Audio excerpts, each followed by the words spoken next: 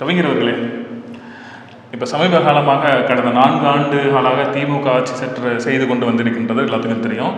அது தொடர்பாக சில மாடர்ன் தமிழ் வார்த்தைகளை அவங்க திராவிட மொழியில் மாற்றம் செய்து சில வார்த்தைகளை சொல்லியிருக்காங்க.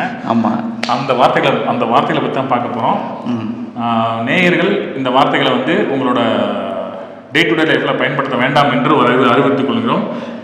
இது ஏன்னா கொஞ்சம் பர்சனலாக சில விஷயங்கள் வரும், நீங்கள் தப்பாக எடுக்கக்கூடாது. தமிழ் சொற்களுக்கு இடையான திராவிட வார்த்தைகள் என்ன அப்படின்றது தான் நம்ம பார்க்க போகிறது. எப்படி திராவிட சொல்லில் நம்மளை மழுக்குகிறார்கள் அப்படின்றத பற்றின விஷயங்களை உங்களுக்கு சொல்கிறோம். நம்ம தமிழ் சொல் அப்பட்டமாக எல்லாவற்றையும் வெளியில் கொண்டு வரும்.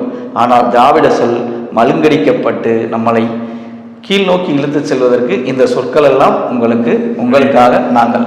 சரி கவிஞர்களே, என்ன அப்படின்னா முதல் தமிழ் சொல் குடிகாரன். அதுக்கு என்ன திராவிட சொல்ல? தம்பி, இதுக்கு திராவிட சொல் அருமையாக இருக்கும். ஏன்னா தேன் காதில் பாஞ்ச மாதிரி இருக்கும். சொல்லுங்க கேட்போம். மது பிரியர்.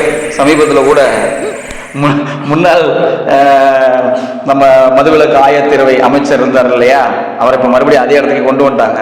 அவர் கூட இதைத்தான் சொன்னார், குடிகாரர் சொல்லக்கூடாது, மது பிரியர் அப்படின்னு சொல்லலாம். ரொம்ப அழகா சொன்னீங்க, ரொம்ப அழகா சொன்னீங்க. குடிகாரருக்கு இணையான ஒரு திராவிட சொல் என்னன்னு பார்த்தீங்கன்னா மது பிரியர். ரொம்ப அழகான வார்த்தை. நம்ம அடுத்ததுக்கு போவோமா கவிஞர்களே? அடுத்து என்ன அப்படின்னா காதல். இதை சொல்லவே வேண்டாம். சொல்லுங்க கேட்போம். மனைவி, அதை தவிர்த்து இணைவி, துணைவி, துணைக்கு துணைவி அப்படின்றத எவ்வளவு அழகா திராவிட சொல்லியிருக்காங்க. திருமணம் கடந்த உறவு. எப்படி சூப்பரா இருக்கா? ஆஹா, இதுவும் அருமையான ஒரு என்ற ஒரு வார்த்தைக்கு இணையான திராவிட சொல் என்ன கவிஞர் சொல்றதோ அப்படின்னா, கவிஞர் சொல்ல திராவிட அறிவாளிகள் என்ன சொல்றாங்கன்னா திருமணம் கடந்த உறவு. கரெக்டா? ரொம்ப கஷ்டம்.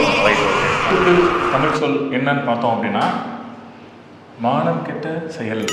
அதுக்கு இணையான திராவிட சொல் என்ன கவிஞர்களே? ரொம்ப அழகா இருக்கும் திராவிட சொல். சொல்லுங்க.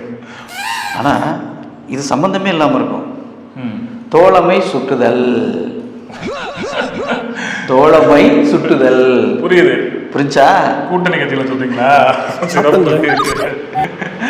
அடுத்து முக்கியமான வேர்டு, அது அழகான தமிழ் வேர்டு. அது நீங்க எப்படி திராவிட மொழியில நீங்க சொல்வீங்கன்னு பார்ப்போம். சரிங்களா? நீங்க எதை வேணாலும் கேளுங்க, அழகான திராவிட சொல் இருக்கு, நான் சொல்றேன் கண்டிப்பா. எச்ச பொறுக்கி. இது கொஞ்சம் டெரரா இருக்கும், பரவாயில்லையா? கவிஞர்களே, இப்ப பேசுறது எல்லாமே டெரரா தான் இருக்கு. நீங்க கொஞ்சம் டெரரை கம்மி பண்ணிட்டு சொல்லுங்க. திராவிடம்னாலே அப்படித்தான். சரி சொல்லுங்க. ஆமா, திராவிடத்துல இதற்கு ஒரு அருமையான சொல் இருக்குது. சொல்லுங்க கேட்போம். உழைக்காமல், விலை இல்லாமல், சூப்பர், உண்ணும் உணவு அப்படின்னு அர்த்தம். உண்மையிலே இதுக்கு திராவிட சொல்லுதாவா? திராவிட சொல்லுது. இதை நீங்க சொல்லும் போது எனக்கு ஒரு ஞாபகம் என் நினைவுக்கு வருகிறாரே. வரும் கண்டிப்பா வரும். அவர் எங்க ஆக்ஷனோட சொல்லுங்க பாப்பா. அவரை கரெக்ட், அவரே தான். அவர் தான் திராவிடத்துக்கு இன்ன வரைக்கும் உழைக்கிறதுல திராவிடத்துல மெயினா இருக்காரு. கண்டிப்பா அவர் கூட இப்ப துலாபாரம் அவர் தலைவர் தானே, மிகப்பெரிய பாரம். துலாபாரம் இந்த நாட்டுக்கும் தமிழ் மக்களுக்கும் மிகப்பெரிய பாரம். நன்றி, வணக்கம்.